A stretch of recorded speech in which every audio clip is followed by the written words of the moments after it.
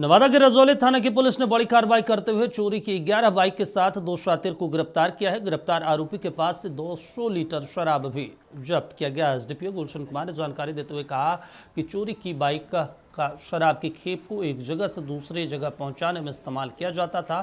गुप्त सूचना के आधार पर कार्रवाई की गई है।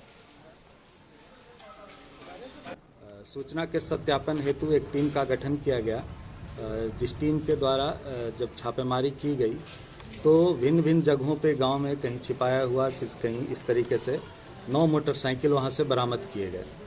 उसके बाद जब 9 मोटरसाइकिल को जब बरामद करके वापस लाया जा रहा था तो रास्ते में एक मोटरसाइकिल के सवार 2 और व्यक्ति जिसके पास से 100 लीटर देसी महुआ शराब बरामद किया गया है।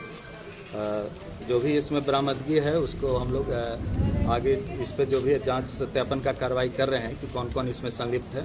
फिलहाल इसमें 2 अभियुक्तों की गिरफ्तारी हुई।